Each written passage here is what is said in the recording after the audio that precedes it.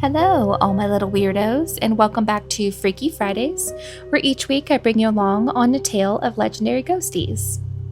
This week we are heading to Fall River, Massachusetts, where an adorable little bed and breakfast sits, with guests pouring in and out and ghosties roaming the halls and rooms in which they were murdered in.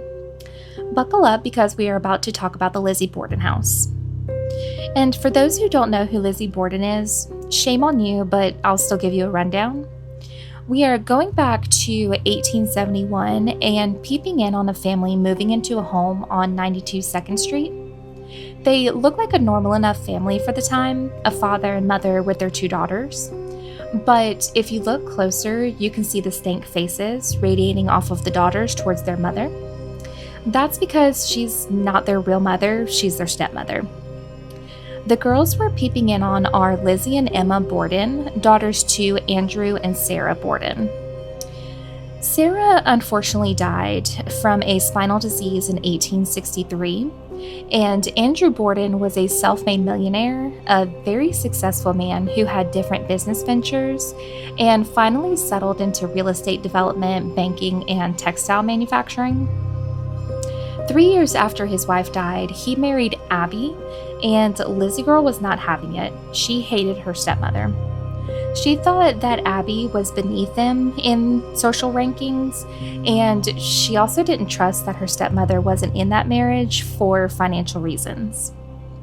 And legend goes that in 1892, Lizzie had enough and hacked her father and stepmother with a hatchet in 2 separate rooms of the Borden house.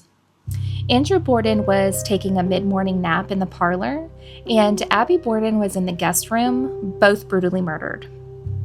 Fingers immediately went to Lizzie because she was the only other person in the house, other than the maid, and everyone knew just how much she hated her stepmother. Also, she did have a lot to gain with the empire that her father built if he were to have passed on. So Lizzie spent about 10 months in jail awaiting her trial, and in the end, the jury found her not guilty, and she spent the rest of her days in her new home she bought with her inheritance. That was until her death in 1927 at the age of 66 due to complications from pneumonia. So now that you know the morbid history behind the house, let's dive a little deeper. Andrew Borden owned the house for 20 years, and when he died, it was passed down to Lizzie and Emma Borden for another 26 years until they sold it. The Borden house jumped from private owner to private owner for almost 80 years before 2 siblings inherited it and converted it into the Lizzie Borden Bed and Breakfast. They owned the house for 8 years and sold it to another couple of business partners who owned it for another 17 years. From 2021 to present, it has been owned by the same man who still operates it as a spooky bed and breakfast.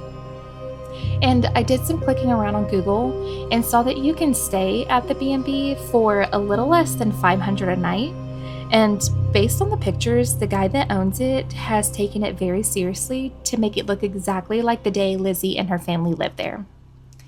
I also read an article about a lady's experience staying in the Borden house, and she reported that the fire alarm randomly went off at 3 a.m. for no reason. And when all the guests were talking about it the next morning at breakfast, an employee told them that it happens at the same exact time every couple of months. So there's no fire, no faulty wiring, it's just a ghost pulling the trigger and waking up the whole damn house. Andrew Borden's ghost is a frequent flyer at the bed and breakfast. Many of the sightings are in the parlor where he was killed while napping. Visitors have seen a male figure either sitting or in a slumped over position on the sofa, which is the exact spot where he was hacked with a hatchet. And where there is a ghostie, there is a temperature drop. It has also been reported that sudden chills have been felt in the parlor room. And there's also a very heavy feeling presence in the parlor, which makes sense because the man took 11 blows to the head. But that little active ghostie doesn't stop there, because paranormal investigators have stayed at the B&B and tried communicating with Andrew Borden by way of spirit boxes and EVPs.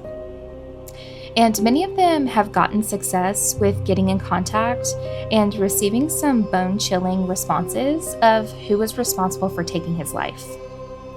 Other overnight visitors have reported feeling being touched when no one else was in the room, as well as hearing a man screaming in the middle of the night. And as you can imagine, the tour guides of the Borden house probably come upon an occurrence at least once a day.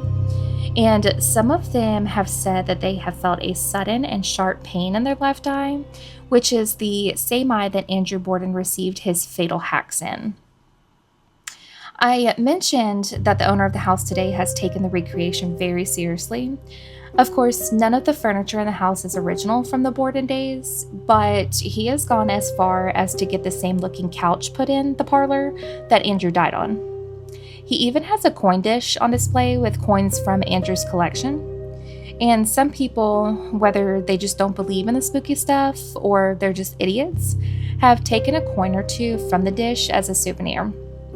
And bad things have been reported afterward, urging these sticky-fingered guests to mail the coin and an apology letter back to the bed and breakfast as a peace offering. Although Andrew is the most active ghost on the property, Abby does make her presence known as well. Abby Borden took 19 blows from the hatchet while in the guest bedroom, and in true ghosty fashion, that is where many of her sightings occur. The room today is called the John Morse Room, and many guests staying in that room have felt a very heavy presence, and some have actually seen her shadow in the room as well. Disembodied footsteps, whispers, and the sound of a woman crying have also been reported and attributed to the spirit of Abby. Many have also seen an apparition that matches what Abby Borden looked like, wandering aimlessly up and down the hallway of the second floor. So that is the morbid history and active ghost sightings of Andrew and Abby Borden of the Lizzie Borden Bed and Breakfast. If you have any other ghosties you would like for me to do an episode on, drop a comment below, and until next time, bye!